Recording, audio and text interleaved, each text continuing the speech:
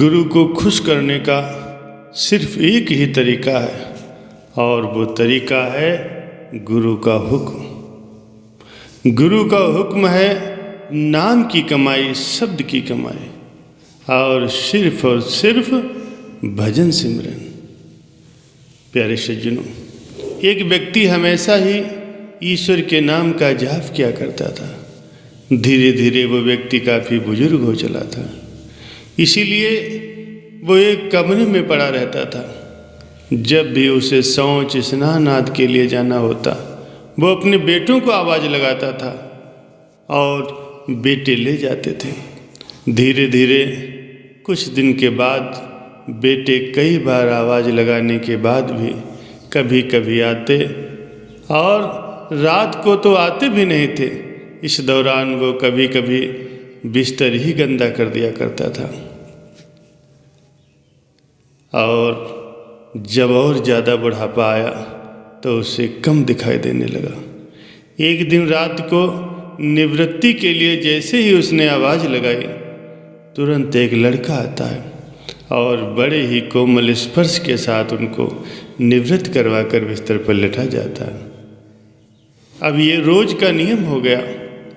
एक रात उसको शक हो जाता है कि पहले तो बेटों को रात में कई बार आवाज़ लगाने पर भी वो नहीं आते थे, लेकिन ये तो आवाज़ लगाने के दूसरे ही क्षण आ जाता है और बड़े ही कोमल स्पर्श से शव निवृत्त करवा देता है। एक रात वो व्यक्ति उसका हाथ पकड़ लेता है और पूछता है, सच बता, तू कौन है? मेरे बेटे तो ऐसा नहीं करते हैं। अभी अंधेरे कमरे में एक अलौकिक उजाला हुआ और उस लड़के रूपी ईश्वर ने अपना वास्तविक रूप दिखाया। वो व्यक्ति रोते हुए कहता है, हे प्रभु, आप स्वयं मेरे निवृत्ति के कार्य कर रहे हैं। यदि मुझसे इतने ही प्रसन्न हो तो मुझे मुक्ति दे देना। प्रभु कहते हैं कि जो आप भुगत रहे हो वो आपके प्रारब्ध हैं।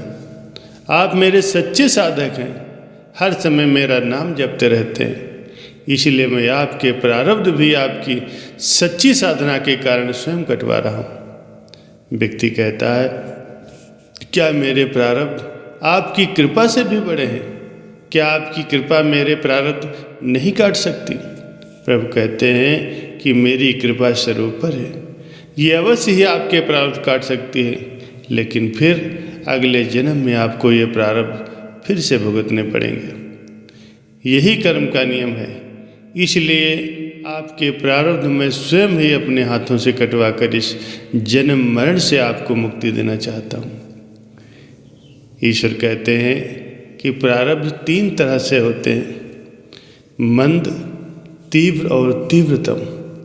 मंद प्रारब्ध वो हैं जो प्रभु के नाम के जपने से कट जाते हैं।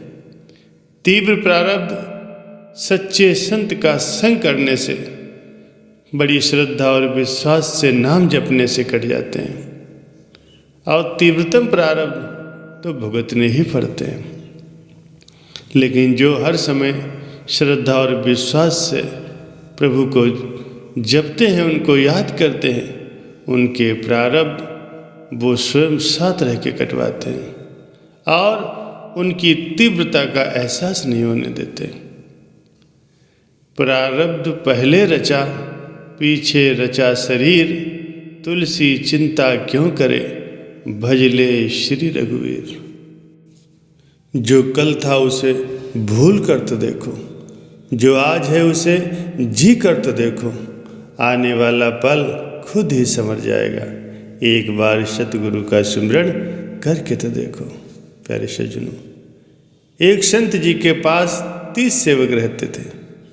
एक सेवक ने गुरु के आगे अरदास की, महाराज, मेरी बहन की शादी है तो आज 1 महीना रह गया है, मैं 10 दिन के लिए वहाँ जाऊँगा, कृपा करें, आप भी साथ चले तो अच्छी बात है। गुरु जी ने कहा, बेटा देखो समय बताएगा, नहीं तो तेरे को हम जाने देंगे।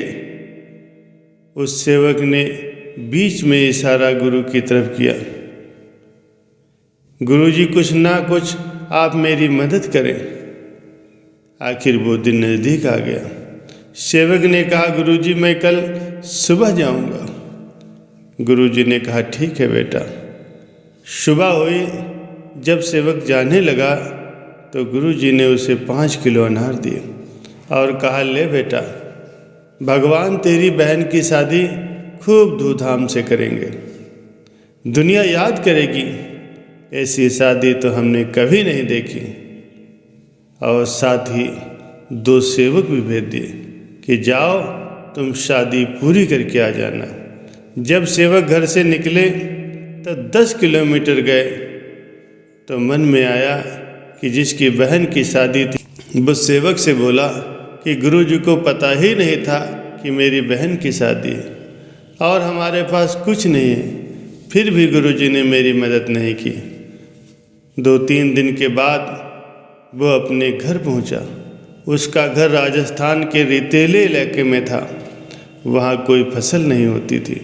वहाँ के राजा की लड़की बीमार हो गई। वैद्य ने बताया कि इस लड़की को अनार के साथ ये दवाई दी जाएगी तो ये लड़की ठीक हो जाएगी। राजा ने मुनादी करवा रखी थी, अगर किसी के पास अनार हैं तो राजा जी उसे बहुत ही बड़ा इनाम देंगे।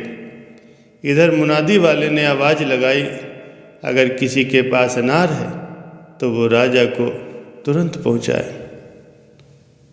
ये आवाज़ उन सेवकों के कानों में पड़ी तो वो सेवक उस मुनादी वाले के पास गए, बोले हमारे पास तो अनार हैं, तो चलो राजा के पास। राजा जी को अनार दिए गए। उन अनारों का जूस निकाला गया, लड़की को दवाई दी गई, लड़की ठीक हो गई।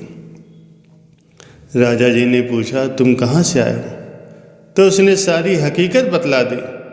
राजा ने कहा, ठीक है, तुम्हारी बहन की शादी मैं करूँगा।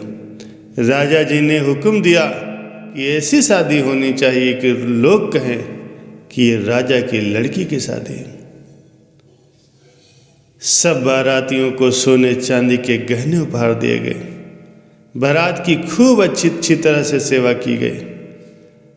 लड़की को विदाई में बहुत सारा धन दिया गया। लड़की के माँ बाप को बहुत ही जमीन जायदाद और आलीशान मकान दिए गए, बहुत रुपए पैसे दिए गए। लड़की भी राजी खुशी विदा होकर चली। अब सेवक सोच रहे हैं कि गुरु की महिमा गुरु ही जाने। हम न जाने क्या क्या सोच रहे थे कि गुरु जी ने जो वचन कहे थे कि जा बेटा, तेरी बहन की शादी ऐसी होगी कि दुनिया देखेगी। प्यारे सज्जनों, संत वचन हमेशा ही सच होते हैं। संतों के वचन के अंदर ताकत होती है, लेकिन हम नहीं समझ पाते। जो भी वो वचन निकालते हैं वो सिद्ध हो जाता है। हमें संतों के वचनों के ऊपर अमल करना चाहिए और सदैव विश्वास करना चाहिए।